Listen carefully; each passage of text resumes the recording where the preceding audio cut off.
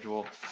So hi everybody, I'm James Combs and I'm going to be moderating these presentations, and we're going to start with a recorded presentation from Ellie Ball, the co-founder of Get Kids into Survey. Ellie resides in the United Kingdom. Ellie started her career in 2009 as an architectural photographer, floor planner, and later SketchUp 3D modeler. In 2015, Ellie started working in the surveying and geospatial industry alongside sister Elaine Ball. The surveying industry has been part of Ellie's family since the 70s, with Ellie's dad becoming a mine surveyor and hydrographer, and later designer and owner of survey equipment for mining and hydrography. With that, a passion in the surveying industry has been very much a part of the family. In 2019, Ellie took on the task of managing Get Kids into Survey and making it into a full-time business outside of Lane Ball Ltd. Get Kids into Survey has since designed and distributed 17 exploration posters for kids aged 8 to 12, a hub of lesson plans and activities, as well as produced a full-blown comic book with its official launch coming May 17th, 2021, which is in a couple days. And my two boys both have a poster in their rooms as well, so it's pretty good stuff.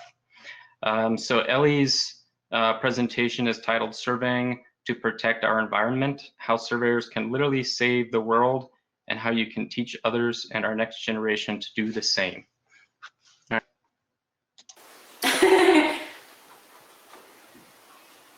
Oh, hey guys, sorry I didn't see you there. How are you guys doing? Are you enjoying the conference so far? I hope you are. It's not quite the same this year though, is it? Still digital, we're not there in the Netherlands. I wish we were, that would be amazing. But sadly we have to record and do these different types of videos for you guys. So surveying and the environment, big topic, and one that's really close to our hearts at Get Kids into Survey, and one that we really want to help sort of teach kids, teach people about surveying for one, but also how it's such an essential career for our world, for our planet, for good things to keep our planet healthy and our environment healthy and to keep us safe. And that's one of the biggest things that actually we've sort of moved into this past year as well. So what does a surveyor do?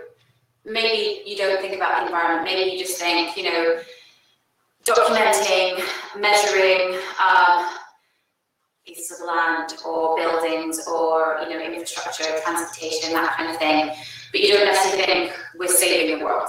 I think differently, and that's why we've created things like the posters, and we've got excited about making a comic book, for example. We want to show you guys as well that you are actually heroes in our world, and that kids actually should realize this too, that you guys have incredible jobs. And what's so important is that you realize that yourself, and then you spread that to others, and you share that passion to others. That's so important. So with our latest poster that we released actually in January, it was actually an environmental disaster poster.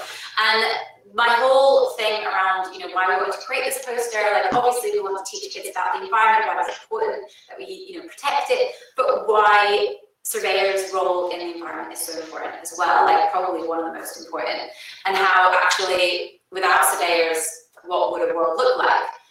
And actually without surveyors, the world maybe wouldn't be quite as safe and as good as it is. And that's what I like to depict in all the things that we put out there, whether it's the comic book, whether it's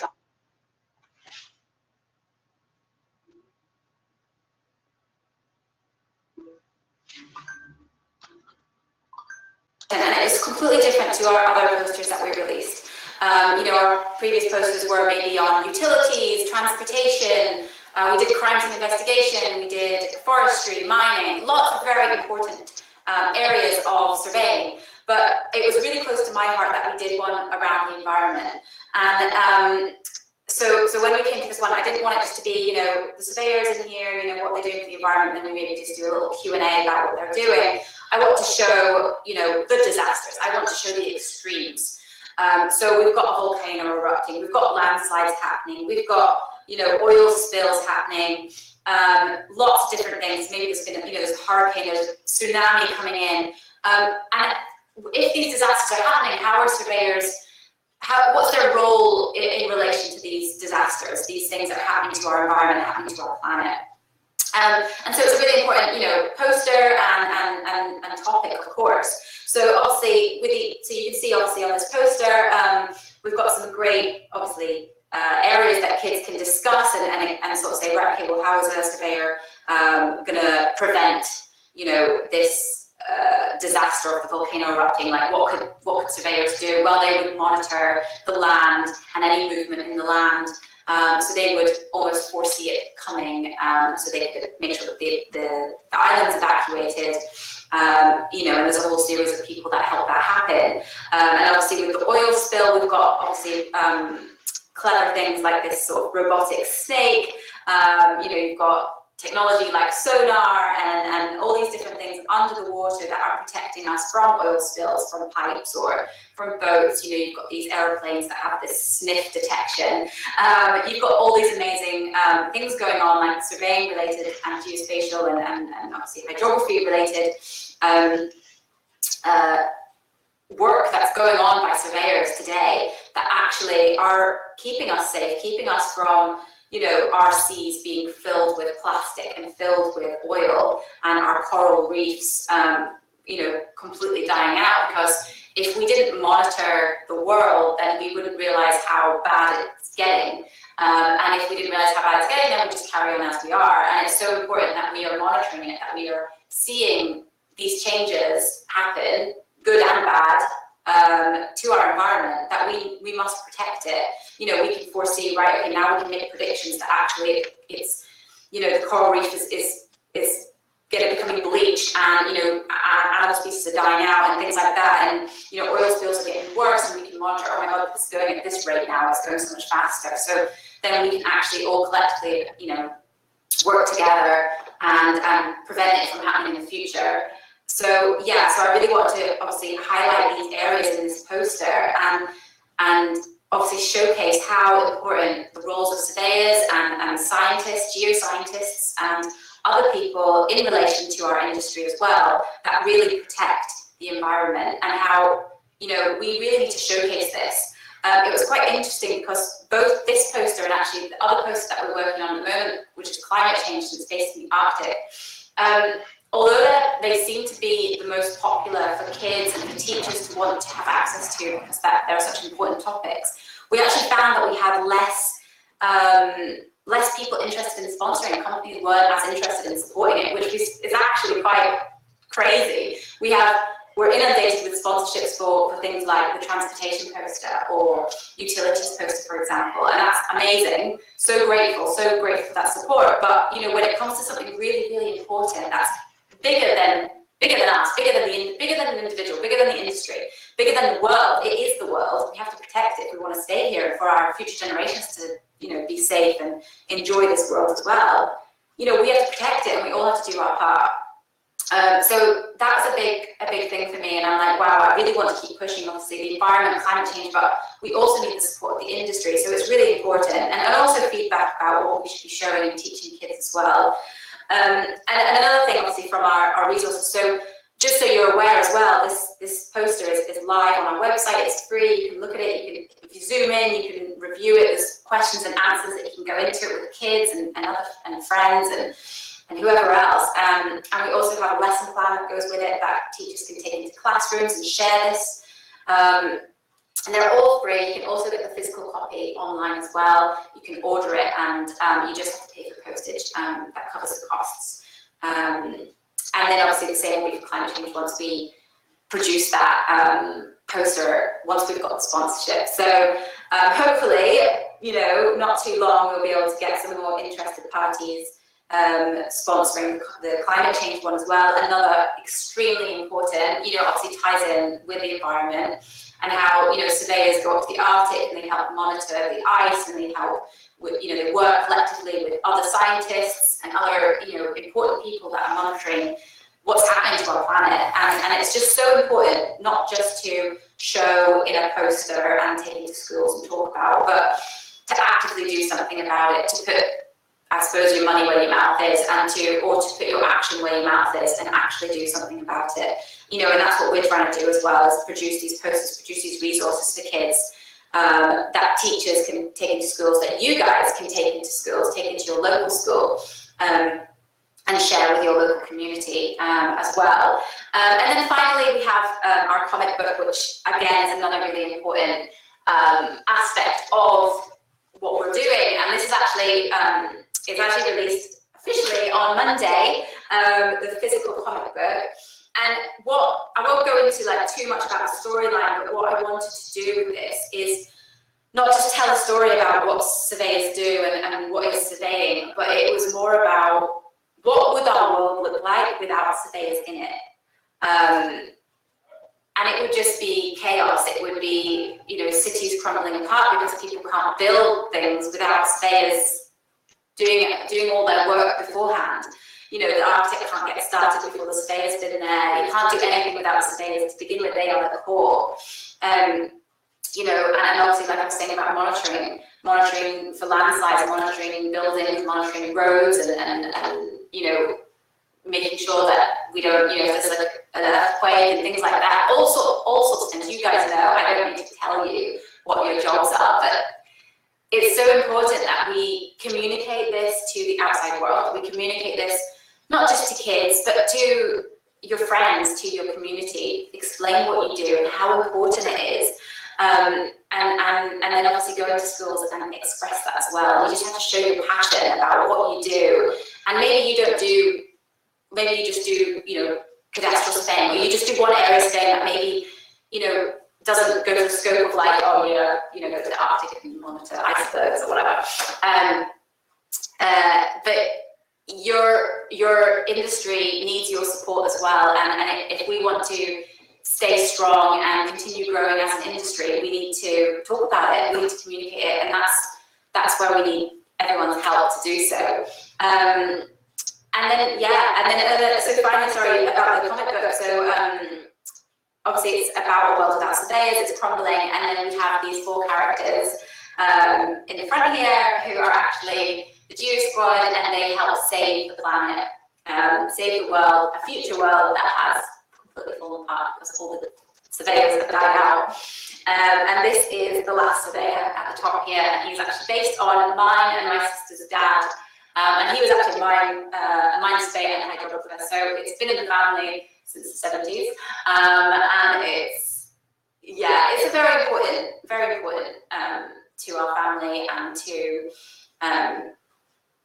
I think everyone just needs to realise that actually surveying isn't just a job. It's a lifestyle, but it's also just such an important role in society. It's such an essential role, and I think a lot of you will also realise that with the pandemic, that your job just wouldn't stop, obviously, because it is essential. We need you, and it's so important that that is communicated to everyone, to the public, to kids, to teachers, to everyone, because I think that's our #1 goal, is to get outside of our industry, get outside of our community, and spread the knowledge about surveying and its role in the environment and protecting it, and how it is an exciting career, and it is really rewarding, and and it's one that you can get really passionate about. And I think you guys should go ahead and enjoy the rest of the conference, and just know that you are doing an amazing job, and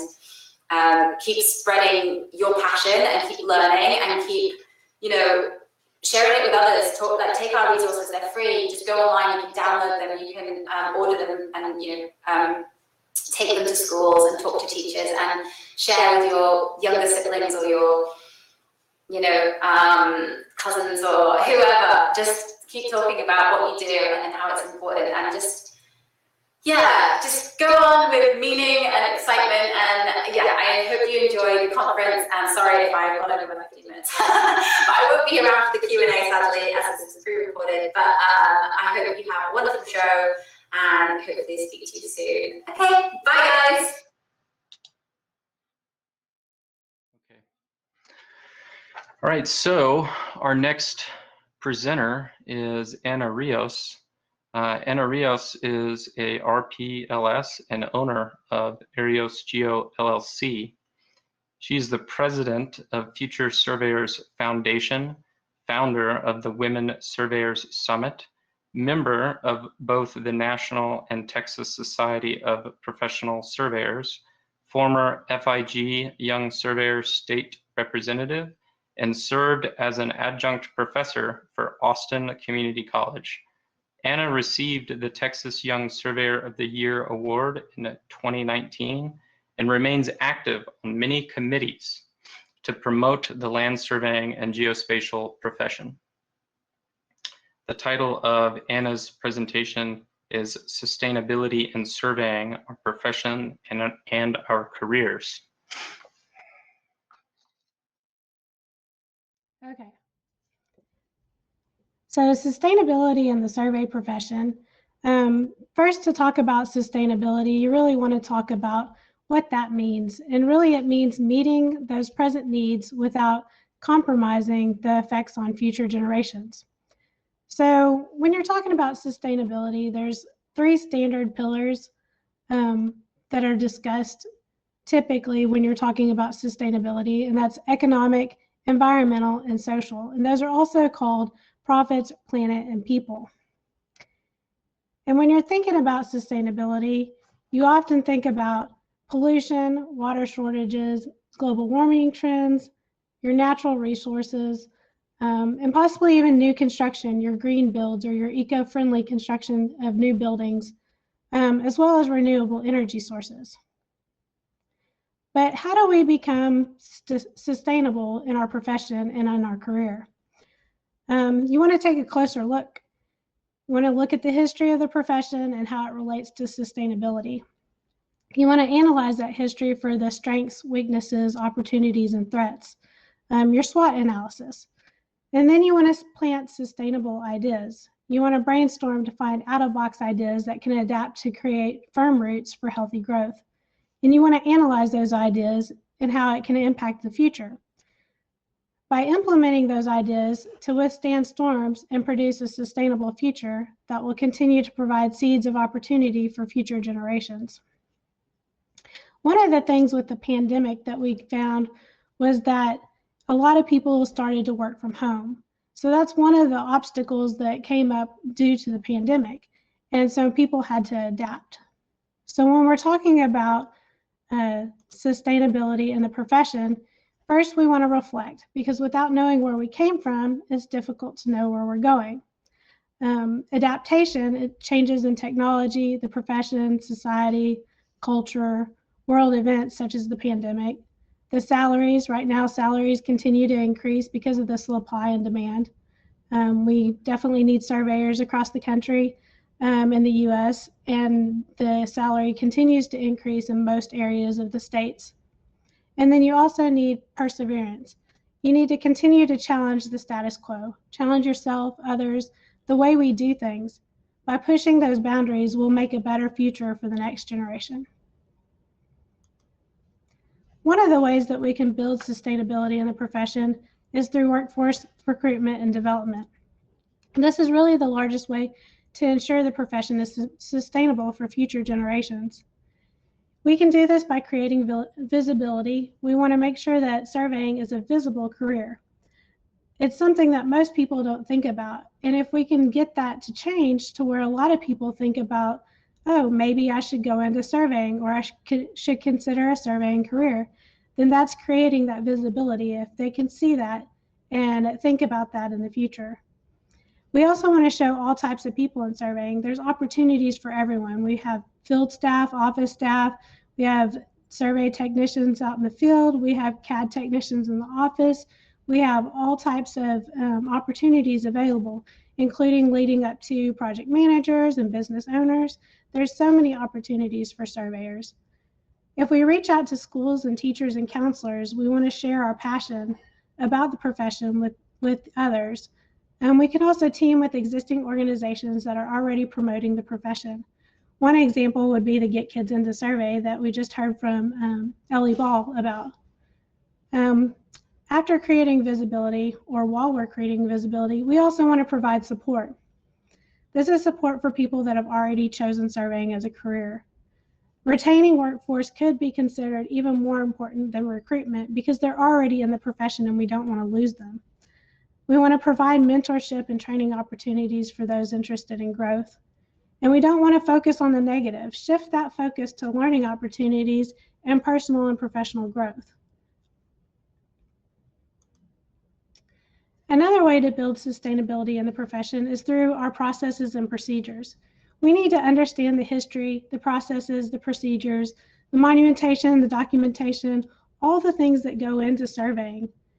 By understanding the key concepts in the history of surveying and establishing good processes and procedures, we can ensure that sufficient and proper monumentation is also set for future generations to follow. We want to create good documentation and data and maintain good records in a format that can be researched in the future. A lot of companies are starting to use GIS more and more to help maintain this data. And then once we have all of those things in place, we also want to share that with future generations. We want to educate and mentor our future generations of the history, the concepts, and importance to the survey profession. We also want to make sure that we're documenting those processes and procedures for those future generations to follow and maintain that documentation and the records in a format that future generations can utilize during their research efforts. One of the things that was discussed by Juliana, our keynote speaker, is mentorship. Mentor, mentor, mentor. I can't say enough about mentorship. It's always played a large part in the profession, but lack of mentorship has played probably even a larger part. A lot of people out there have not had quality mentorship, whether it was due to the companies being too busy, mentors not wanting to share information, so they're not really mentoring their staff. There's many reasons for the lack of mentorship, but the importance of mentorship still remains the same. And there's benefits for both the mentor and the mentee. So for the mentor, they're the teacher, the individual with the expertise that's helping another develop their career. And the mentee, they learn from that mentor to develop and strengthen their career. And from the mentor, they often learn a lot from the mentee and about new ideas and processes that are going on in the field right now. The mentor also gives advice and encouragement and support, and then the mentee feels supported throughout their career. The mentor teaches valuable skills and competencies in the history of the profession, and the mentee has the ability to learn these skills and use them in his career and also teach future generations of surveyors about these skills in the history of the profession. It also improves communication and builds confidence for the mentee through improving those skills and that communication. The mentor also provides feedback and open dialogue, and the mentee learns to accept and process feedback in a more positive way. So it's really beneficial for both parties. Another way is to build a diverse and inclusive profession and work environment. Every person is different. We all have our own background, we all have our own experiences, and we all have our own ways that we process data. Different backgrounds bring different perspectives, which create new ideas and new ways to do things, offering new solutions. Not everyone's the right fit for the field, just like everyone's the right fit for the office. Some people love being out in the field. Some people love working in the office. Some people want a combination of both. We're all different, but the opportunities to have any of those are available in the surveying profession. There are also types of positions for people who may want to be a project manager or may want to be a business owner. There's those types of roles in surveying as well. And some will grow all the way from I person all the way to a business owner. It just depends on what the individual wants and what they need for their career. So talking about your career, we have the same types of steps. We've got reflection. You really want to know what drives you, what motivates you, what gets you out of bed every day, and bring those into your everyday tasks. Apply those to what you're doing. And you also want to be able to adapt. You want to be flexible, adapting to the changes, challenges, and obstacles, because you're going to come across those. And then you also want to persevere. Don't give up. If something's not working, work towards a solution. Not every environment is going to provide what you want or need. Find the best fit for you and keep on going.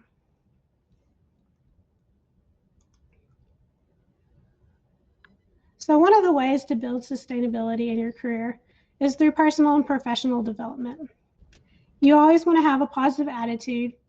You want to ask a lot of questions. You want to learn from your failures or your mistakes. You want to honor your word and go above and beyond whenever you can. Don't settle for mediocrity. And push outside your comfort zone. And last but not least, but never, ever stop learning. Surveying is a profession where you are always going to learn something new. With the changes in technology, the way that we do things, it's always going to have another thing that you can learn. Also, get involved. Give back. Get involved with your local, your state, your national, your international surveying organizations. You want to also promote the profession and mentor your future generations that are following you. There's so many benefits of joining a professional organization. There's mentorship programs, networking opportunities, continuing education opportunities, professional development. One of the things that I loved about our local and state organization for surveying is that they offer speaker development courses. I'm not a natural speaker. It's not something that I have strived to do, but it's something I'm getting better at, and those courses have helped me.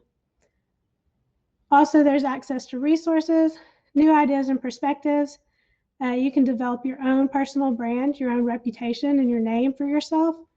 And you can also find new jobs or new employees, depending on what you're looking for. And there's scholarship opportunities available, and you can connect with like-minded and those who with a different role or perspective within the profession. So there's a lot of benefits to joining, but you don't want to just join. You also want to be active. Anybody can join an organization, but being active is really where you gain the benefits. So how can we meet present needs of the profession without compromising effects on future generations? This is something where we want to analyze what the present needs are. Through workforce, we also need qualified workforce as well as affordable workforce. And then in technology, we want new technology, and we also need to understand those concepts of the historic way of doing things. So what is the impact of the current status if we, as a profession, don't do anything? What is currently being done to address the needs? And future impact. How will what we do now impact future generations of surveyors? If we change the way we do things, or if we change something that we see is a need now, how is that going to affect the future generations of surveyors? These are questions that we really need to ask. And it's going to be different answers for every area around the profession. However, overall, there's going to be a common goal. So this is just a small sample of the organizations that are out there already working for a sustainable profession. Obviously, the International Federation of Surveyors, FIG, you're attending their conference this week.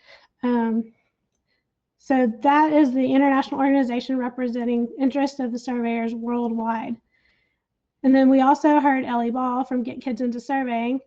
They have some amazing resources, the comic book strip, which she talked about, the posters, which she also talked about, and they also offer teaching materials for teachers and surveyors to introduce kids to surveying. The National Society of Professional Surveyors offers promotional and marketing materials They have PowerPoint presentations and brochures and other marketing materials that you can take to your local schools or to other individuals to promote the profession. They also have committees that implement action on issues that are affecting surveyors. The Future Surveyors Foundation is something near and dear to me. It's a nonprofit organization that's working to create opportunity, inspiration, and support to help develop a skilled and inclusive workforce. And then the Women's Surveyor Summit. The first summit was held in 2019, and the second summit will be held virtually this July. This highly successful event creates both visibility and support for women in the surveying profession. These are just a few of the many organizations out there. And I would highly encourage you to get involved with your local, your state, your national, or international organizations to help promote the surveying profession and also gain experience and knowledge and resources and networking opportunities for yourself. These are a lot of ways that you can help maintain sustainability within your career. With that, I appreciate y'all listening to me today and taking your time out of your weekend to be a part of this event. If you have any questions, I think we're going to be talking about questions later on in the session. Thank you. All right, thank you, Anna. That was a great presentation. Thank you. All right, so our next presenter is Jason Houle with Leica USA. Jason has more than 25 years of experience in the surveying, geomatics, civil engineering industries, serving in roles ranging from survey technician, crew chief, and regional survey manager to director of survey and company owner. Jason has always been a passionate advocate for the power of technology to achieve safety and efficiency gains. Today, as Survey and Geomatics Sales and Support Specialist for Leica Geosystems, part of Hexagon, Jason helps other surveyors maximize their potential with technology. Jason's presentation is titled, "The Potential of One, How to Harness Technology Innovation for a Sustainable, Agile Future." All right, Jason, pass it off to you. Thank you. We see the presentation. All right, I'll get going. All right, well, thank you. Welcome to Leica Geosystems, part of Hexagon, the potential of one, how to harness technology innovation for a sustainable, agile future. Got into this industry quite a few years ago, and I've seen a lot of changes, and it's exciting. If I was a young surveyor running this profession now, I'd be pretty fired up because there's a lot of good things you can do and a lot of good things happening in the industry to let you have a successful career, lucrative career. So yeah, let's get rolling. What does surveying, mapping, and engineering look like in a post-COVID world? The last year was what it was. Businesses had to adapt, people had to adapt, families had to adapt. Businesses had to invest in equipment that allowed them to have meetings like this. People had to get used to interacting in this way, which doesn't always come natural to surveyors, myself included. Businesses had to invest in technology, GNSS, robotics, 3D reality capture, vision technology, cloud-based reporting. They had to learn how to interact with their customers different, with their clients different, with their employees different. And one of the ways to do that is invest in technology that allows people to work alone, adhere to social distancing requirements, and have these meetings. So it's an exciting time. It was scary at first, but most of the companies I know and the fellows I know are doing well, busy, have a lot of backlog. So, and a lot of them are doing that through reinvesting, and we'll get through some of those topics today. So what you see here is a surveyor using a GNSS head with vision technology. Companies are investing in these, and they're seeing amazing productivity gains. And for one particular company, they had a project where they bid, and through the acquisition process, bidding, awarding, and getting, they invested in vision technology. And so a job that was going to be 2 or 3 people, 2 or 3 weeks, they were able to get one person out there and get the job done in a shorter period of time. So that was one way that you can adhere to social distancing, and then like the next bullet here, improve productivity. Now, with those productivity gains, the company is obviously more profitable, you're adhering to what you have to, and you're just generating more profits. And I guess for surveyors, a lot of times they don't think of being in business. So they get into the profession, you want to be in the field, you want to work hard, and you lose sight of the business side. But as you advance through your career, you'll see that, you know, those companies need to be profitable. They need to be profitable, pay good wages, have good benefits, and reinvest in their organizations. And along with improved productivity, you'll have automated workflows. This person might be seamlessly transferring data to the office. There could be guys gathering data on construction sites, sending data back, working with models and 3D models and TINs inside of their handheld controllers. So advanced technology, improved productivity, automated workflows, that is going to make a business sustainable. That gets into the power of one. So what we want to cover today are gains in productivity, safety, and people. So we'll go through some examples of what I've seen in my career and advancing more so there are where you can see large productivity gains.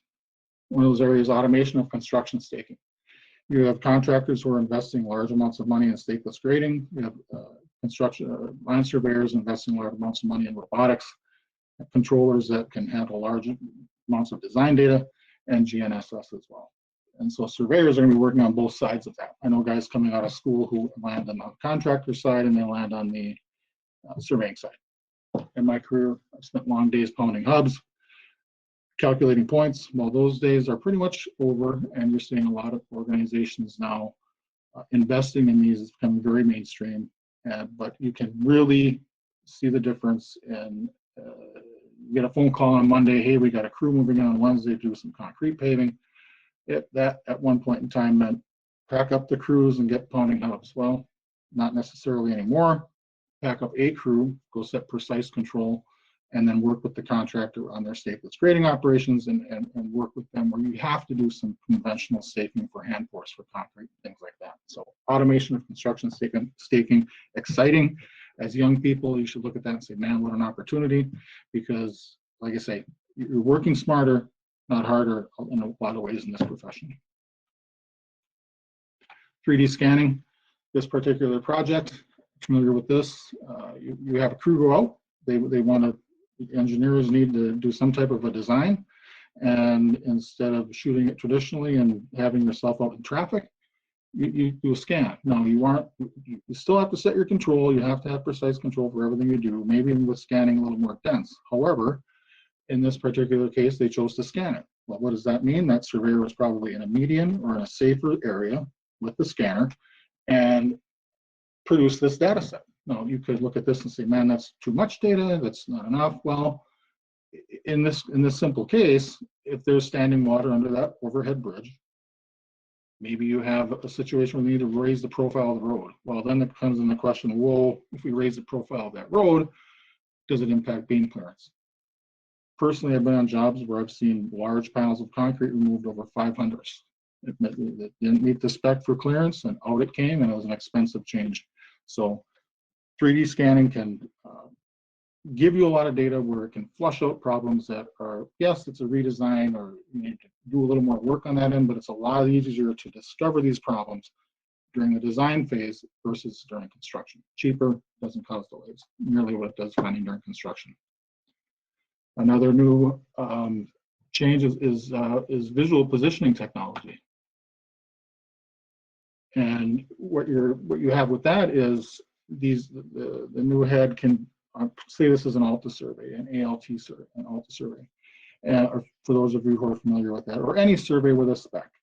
So you go onto that project, and if you were going to be tying in these features traditionally before, you'd be out there, you have to set extra control, go into those areas with a rod or tie in some key corners and tape it in.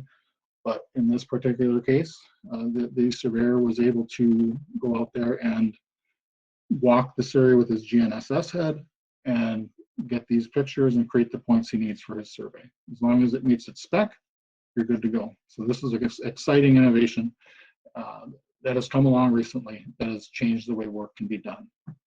A lot of these things like 3D we're covering now, like 3D scanning, isn't necessarily a new technology, but it's coming mainstream and hitting smaller companies. So a lot of young surveyors are going to be exposed to it more so than the early leading people who got into scanning 10, 15 years ago. Case like this, we're gonna have a huge productivity gain. Is you see the scanners in a safe area scanning that roadway. I was familiar with this project as well, where through the engineering process, changes in the right of way needed to be made. And what that meant was they needed to know, hey, we need to know a little more information beyond the right of way limits. We need to know some of these utility pole clearances while it was in the cloud. Didn't have to remold a crew, and your field operations stay on track. And so right there, you're having a productivity gain just because, hey, we've scanned this faster, and we've also now we have more rich data that we can use during the design process to minimize remolds and minimize delays in that design phase. We'll move on to what I call a byproduct of increased productivity, and that's improved work-life balance for your employees. Having been a small business owner for over 10 years, you know that the most valuable asset you have isn't on your books, and that's your people. And if you're burning them out constantly, they are going to either find somewhere else that doesn't or find a different profession. Surveyors have traditionally worked some long days, worked some long hours. I've been there. You're pounding frost pins through gravel. You're pounding frost pins through all sorts of rough spots, blowing up hubs.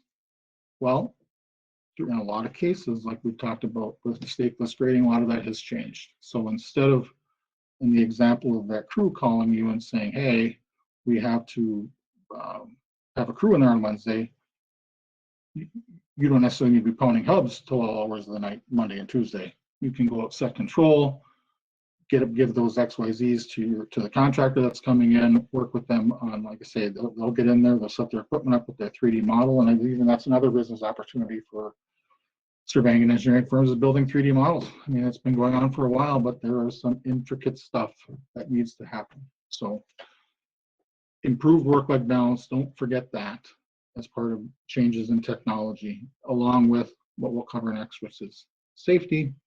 And you look at this and say, well, here's a guy out surveying. Well, to someone like me, who's had their hat blown off by trucks driving by or people honking and calling all sorts of unsavory names sometimes because you're out in the middle of traffic getting in their way, he's on the right side of the guardrail. He's using a tilt sensor, and he's looking at the metadata on his screen, and he is in a safe location. Now, this guy, single, wife, kids, he's going home more likely than not at the end of the night because he's not on the other side of that roadway. If he's out there with a traditional equipment, he's probably out on the pavement. He probably has a flagger. He probably has signs, and he has people who may or may not be paying attention in the world of texting and cell phones. So we'll cover a few key safety improvements I've seen and been involved with.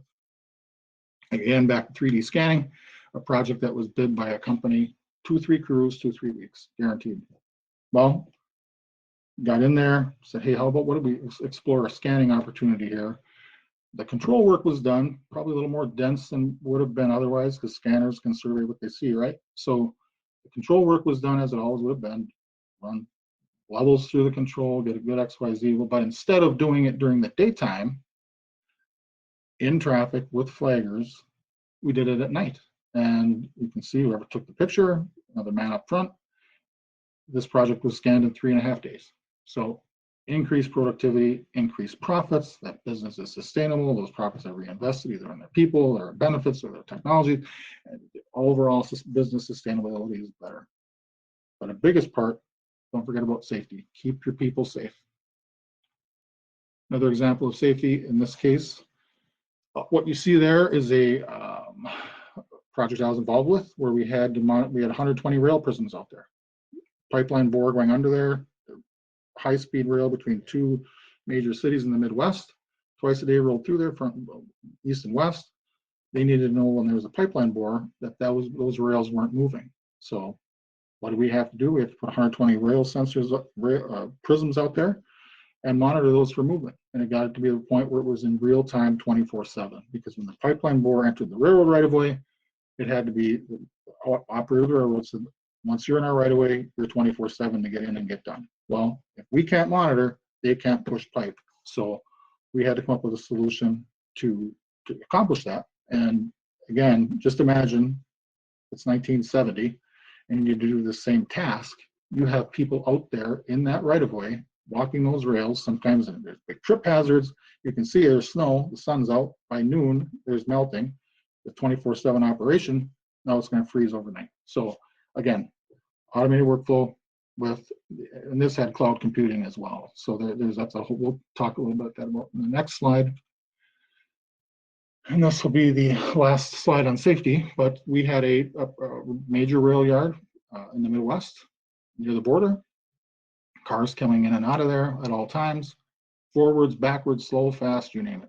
The owner of the operator of the railroad yard obviously doesn't want to have people in and out of there getting potentially hit and whatnot. So we had to come up with a solution to accomplish that. And what we did was we had 4 total stations. You see one there, there's 3 in the background, and they were monitoring 24 prisons. And it got to be 24/7 because of the life of a construction project. The pipeline borer ended up hitting obstructions, having to move, relocated. So 3 weeks turned into 3 months, and oftentimes 24/7. So again, but those gains in productivity are one thing. Our people weren't out on those rails. The owner of the railroad yard didn't have to worry about people, labor assets out there. If we did have to be out there, and we have to be at some point in some time, we were escorted by a safety person, and everybody went home safe. Everyone went home to their families. And in surveying, keep your heads up, because people don't go home sometimes, and that's sad and unfortunate. We'll move on to sustainability. We'll talk about environmental sustainability. Thinking about all these technologies coming together, your projects that are being built more efficient, more productive, using models, not hubs. Less fuel, less emissions, less wooden hubs, less wooden lath, less pin flags, less paint.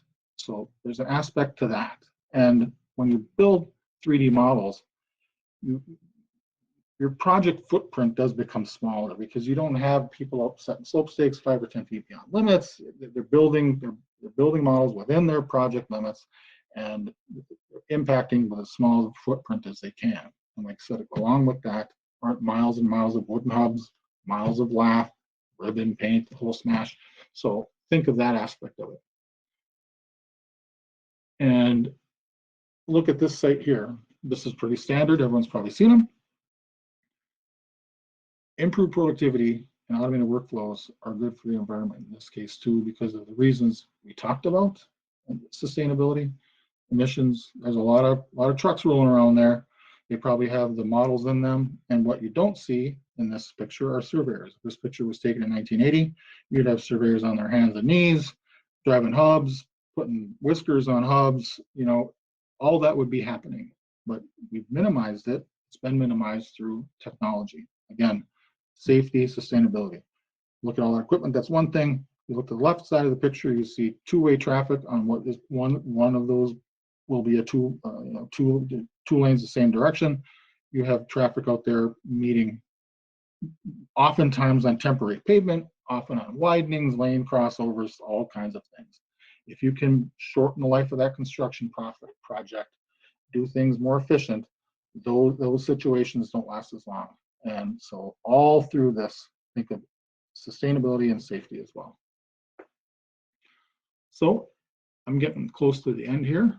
So technology innovation enhances environmental sustainability for the reasons we just talked about. Business sustainability. These technologies produce efficient workflows, which produce profits, which you meet payroll, you provide rich benefits. I've heard conversations about it being a tight labor market. I've experienced the same. Those businesses that can provide the benefits, provide the wages, and provide the lifestyle in the long haul, because I mean, if you get too caught up in wages, that's one thing. But if you can have a good wage, good benefits, and most of all, in the long term, a lifestyle, your surveyors and your employees are going to stick around. And I've known surveyors who didn't live through this time. They lived through, and they were beat up. They were beat up when they got older. They were swinging hammers. They're out in the sun. They had skin cancer. But today's surveyors are in a different world, and what an exciting time to be a young person entering this profession, because met with all these changes, and these are great measuring tools. Yes, that's one thing, but you can't forget about the surveying aspect, where you have to weigh evidence and search for monuments, all those key areas that are historical part of surveying that you have to have your head around. But these give you great tools to measure those assets and ways to do them more efficiently.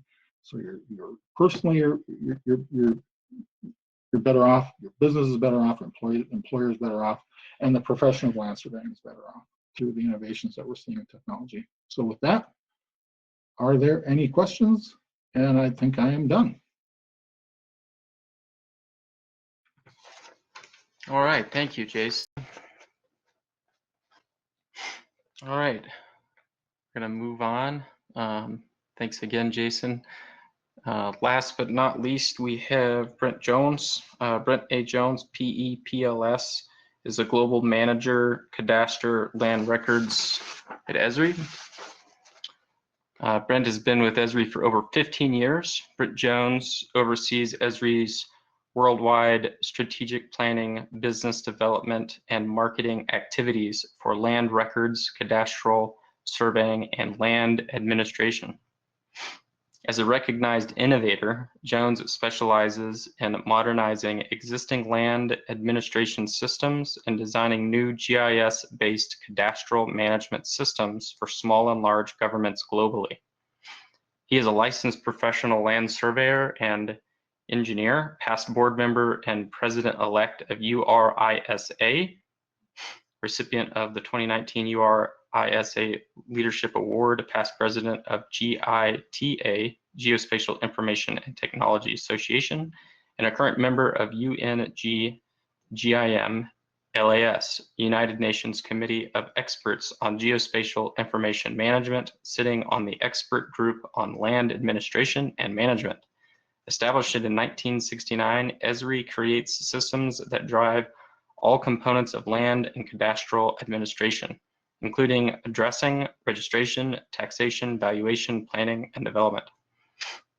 The title of Brent's presentation is Change and Disruption in Geomatics. Brent has a presentation and then I think a little interactive deal to do as well. So you've got about 20 minutes. Hopefully that works for you, Brent.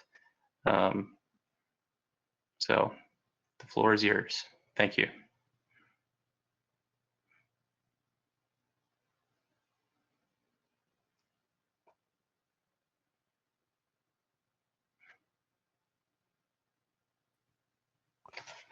Okay, how are we doing? Can you hear me all right? Can hear you and see you. Perfect. All right. I'm going to go pretty quick, and some of the interactive pieces that we may have to take some of those on the Q&A in the chat box. So I have my chat box set to Q&A. So if you have a question, please feel free to ask me anything you'd like. Jot down my email, please. This is a short session. There's a lot to talk about, and I'm happy to follow up personally with anyone.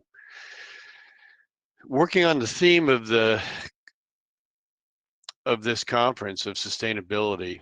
Sustainability, in order to achieve it, you have to transform yourself, and transformation is a result of several types of disruption. I'll try to dig into the details on this so we can get a firm understanding of what I'm trying to talk about, but it's incredibly difficult to predict the future. If any of you read by Isaac Asimov, it was about what the future would look like 50 years ago, and they didn't get hardly anything right. So it's very difficult to predict the future, but we're gonna try to set some ground,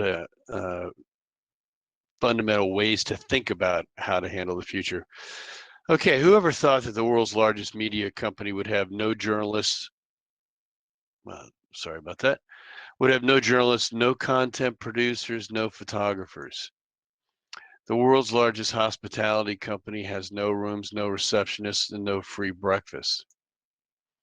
The world's largest transportation company has no cars, no manufacturing, no repair facilities. How does this happen? It happens with disruption. Disruption is a disturbance or problems that interrupt an event, activity, or process. These things are happening in our profession right now.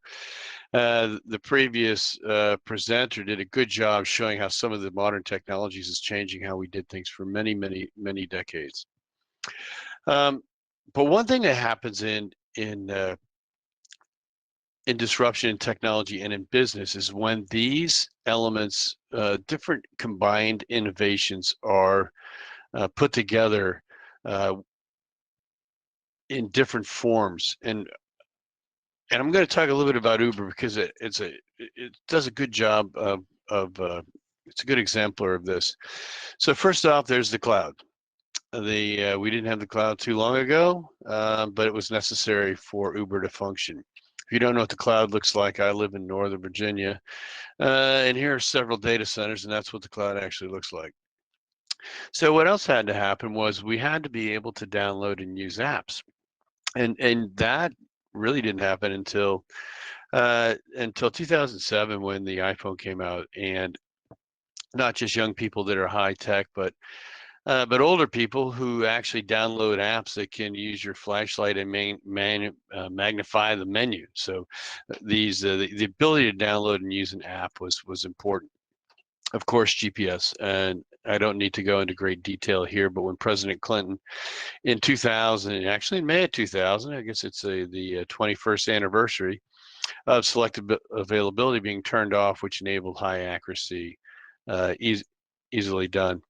Street level networks. This was another government service. These were originally put together for dime files and tiger files for census. And then some commercial companies took them to what we know now as some incredibly detailed street level data sets. So do you guys remember, maybe some of the young surveyors don't remember this, but when I recall entering my credit card online the first time and I stopped. I said, no, I don't trust this thing. And we trust using networks in the identity. We have security and identity. We have all kinds of standards to follow. These are all enabling components of what made Uber come together and actually work. Couldn't be done without them. But if we take this a step further of understanding how Uber combined these technologies to build a business, look at this Google Street View, the camera on there, and there's survey grades of these cameras that collect LiDAR as well. Here's Cyclomedia's, and a shout out to the Dutch. It's a Dutch company.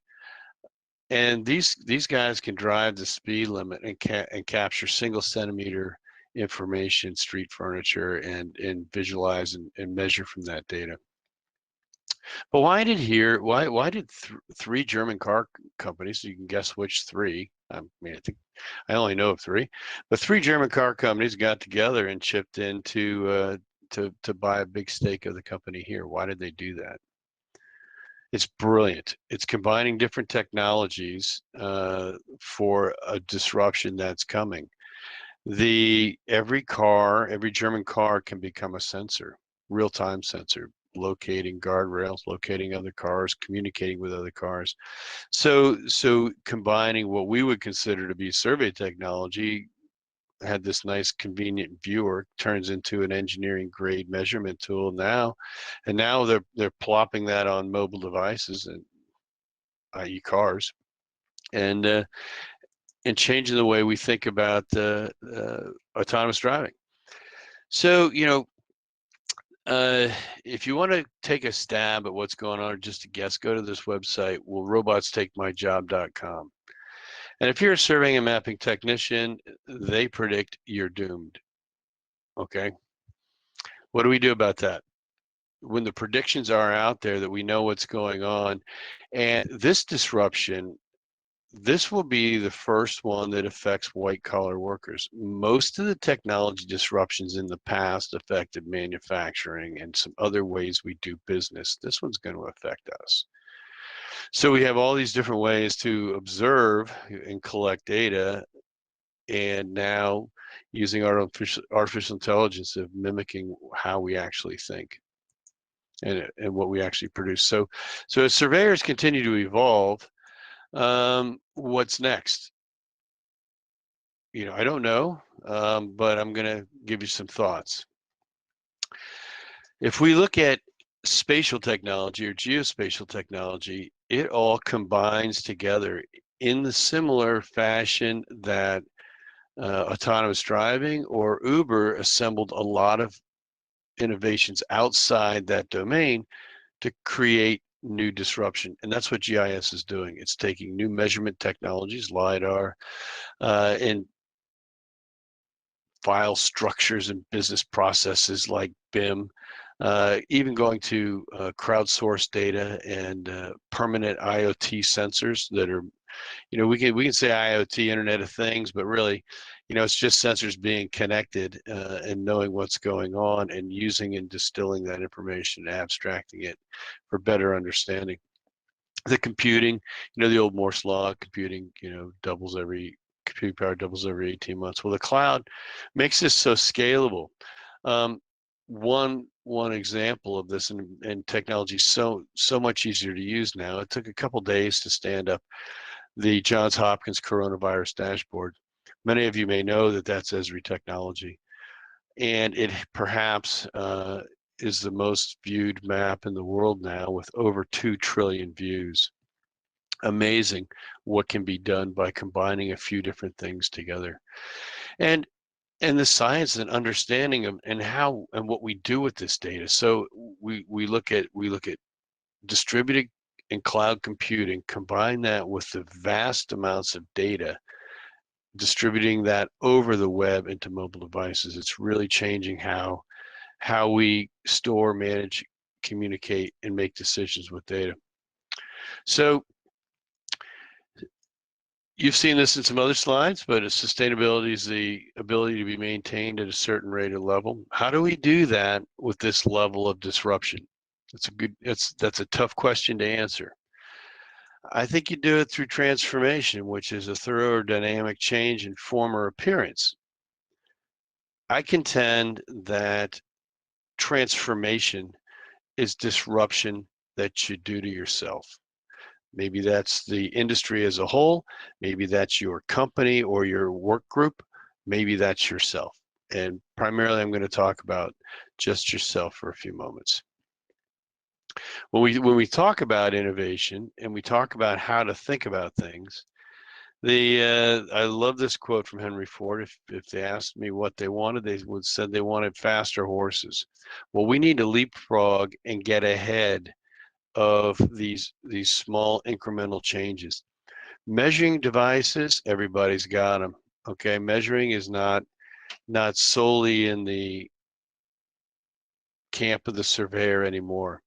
Anybody can, for $6,000 or $7,000, go buy an RTK receiver that will pump data into your phone on a simple GIS app and log all the metadata and all the types of things that surveyors used to be known for doing, but now everybody's doing that. The tools in the surveyor's toolbox are overflowing, and other domains, professions, industries are using those tools. Policemen use total stations. You can see car companies are using LiDAR. So it's not the tools that are what we're talking about. We're talking about what do we do with those tools? We don't want to be the woolly mammoth and become extinct, which is entirely possible. Professions come and go. So how do we stay relevant?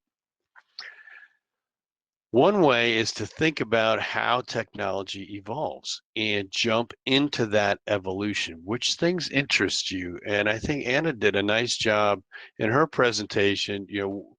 I think passion is an overused word, but what do what really do you like doing? And jump in and try to expand and understand what that area is doing. Looking at AI and machine learning, looking at ways to collect, store, manage, and distribute and analyze mass amounts of data. What new products, what new services can you deliver to your clients? What can you do internally to make your operations more efficient? How can you expand into some of these areas? I'm not going to talk a lot about technology. I can give, if you're interested, send me an email. I can send some resources out of where we have ongoing communication about what's changing and how to get involved and how to improve your skills. But we are moving very rapidly away from client server into web services and apps. Our desktops are being connected together. In the old days, when we would build big information systems, data models were a big issue. Now we're using web maps and layers, and the data is real time. It's no longer static. For those of you that are in the surveying business, you're going to really understand how this is going to change with the dynamic datums that are coming. The data is no longer 2D or even 3D, it's 4D. And how are you going to manage that in flat files and DWGs? It's going to be very difficult. This is one capability that GIS is evolving to support. And it's much easier to build apps. You don't write code anymore. There's templates and wizard-driven interfaces to build apps. You can build an app to publish all of your survey control to be consumable on everybody's phone in about 10 minutes. And if anyone's interested in that, I can show you how to do that at some point. And mapping and cartography is no longer complicated. There's ways that maps are nearly automatically set up.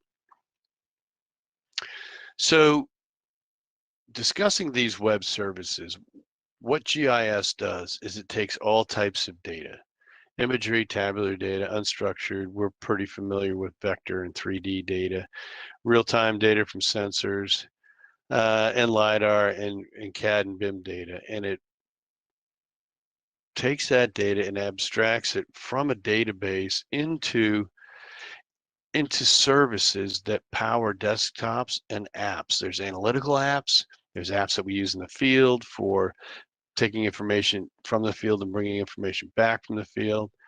There are apps for viewing, doing detailed analysis, doing design, and there's story maps. And if you haven't seen story maps, that's something that's really easy to get started at.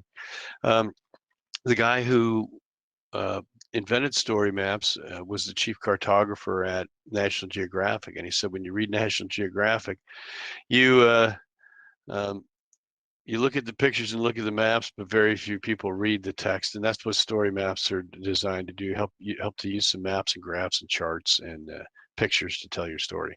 And then there's dashboards and understanding a lot of information at just a glance. The things that you want to know all the time, you just configure a dashboard, and all these are based on services. So this is an ugly, unauthorized diagram, but it conveys what a really strong point is that GIS consumes all kinds of data, and it publishes that data out in services that are used by other systems, by other IT systems, but it's also used with some very easy to configure applications. Okay, this was the interactive part, and I'll be on the Q&A here, and I'll take a look. Okay, Jamal, I got some information for you on blockchain. I'll tell you about that in a second, okay? Look at the Gartner hype cycle. Look at it for artificial intelligence. Search all the different Gartner hype cycles. They do a really good job of predicting what's coming and coming when. The dots color are the timeline, and then there's the slope of excitement, and then things really didn't work out as planned, and then how we figure out how to use it. Think about geospatial infrastructure, all those things I talked about, that infrastructure of data, computing power, devices, that is becoming a solidified thing in the GIS world. Think about BIM and GIS integration. If you're working in surveying, I hope you're doing some things in BIM. But think about using GIS in the planning process, and then using GIS in the operational process, and BIM in the design and construction process. That's how that fits. Digital twins. How do we model the built world and the environmental world into a computing technology system? Internet of Things. I mentioned that. Artificial intelligence and machine learning. Get involved in this. Okay. And for most of you, Stay technical as long as you can. There will be a time when you can't, and you have to go into some level of management and doing some other business functions, but stay technical as long as you can. Okay. I've had 4 major career shifts, and as you can see by the gray hair, I'm at the twilight of my career. You're going to have more.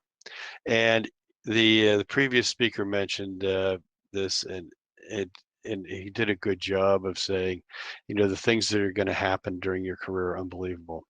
When I left school in the mid 80s, I had a drafting professor tell me, I studied surveying engineering, by the way, at the University of Maine.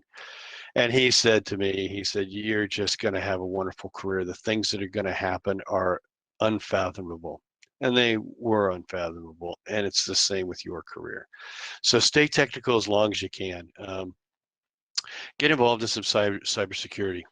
And Jamal, and by the way, it's nice to see your little picture. I hope you're doing well. Blockchain and geoblockchain. We just filed for patent protection for the geoblockchain.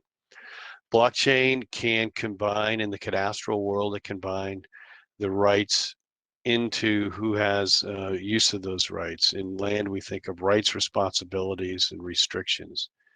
And we model those rights, responsibilities, and restrictions by knowing who has the rights, what are those rights, and what space, what geography, or spatial units do those rights represent.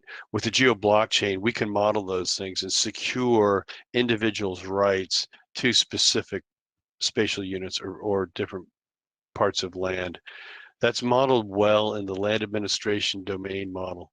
For those of you that are interested in that sort of that part of the surveying world of what we would call fit for purpose, there's a lot written about the new leapfrog efforts going on in Colombia to map 15 million parcels using RTK and cell phones in a very much a leapfrog fashion. And I can supply that out. Just drop me a line if you're interested, bjones@esri.com. So Jamal, I hope that answered your question. So how do you sustain your career? Juliana mentioned this, Anna mentioned this, network. Now I'm going to expand on what Anna said, that, you know, NSPS, good place to begin, your state society, good place to begin. But you're also fishing in your own pond at that point. Look at other organizations. Look at ERISA. Look at, if you're into the valuation, look at IAAO. If you're into construction, look at the American Contractors Association. Look at those different things. So don't think of just one spot as being your network, and maintain your social presence. I'm not saying you have to tweet every day, but your LinkedIn profile should be up and current, and occasionally glance at it. That's very important. It's a, you know, I know I'm talking to young surveyors, and Juliana mentioned this reverse mentoring, but these are things that that come with your generation that can really help you sustain and keep your career going. Now, just to prove that I was a boundary sniffing peg basher, this is quite a long time ago, and that's actually a staff compass. We're setting a monument up in Alaska on some original land surveying for BLM, original boundaries. So get into GIS, okay? It's not going anywhere. It's growing rapidly. Esri alone, we have over 300 open positions right now, and our business partners and our users have thousands of open positions. It's a growing field. It will continue to grow. It adapts to market needs, and it also fits into many industries, whether it's utilities or environment or government. Understand the fundamentals of GIS. Now, the next 4 things, maybe I should say all 5 things: statistics, modeling, data science, spatial modeling, artificial intelligence, and machine learning. Those core knowledge foundation items they need to be in your toolbox. If they're not in your toolbox, they're going to be in your competitor's toolbox. Those are things that we need to understand to move forward, because those are some of the new tools that are going to help us. And we want to be using the tools and not necessarily someone else. BIM. If you're not doing BIM, get into it. You know, when it first came out, you know, and it kind of it's still quite evolving. It was it was a little kind of it was kind of cute. Now it's pretty powerful. Okay, it's really powerful. So and understand how BIM works with GIS, and that's a good way to expand services that your company offers. Parcel Fabric. If you don't know what this is, do a search of it and start understanding how we mathematically model land ownership in large parcel networks. Surveyors are really good at building boundaries in small projects, individual, you know, couple hundred lots at a time, individual lots.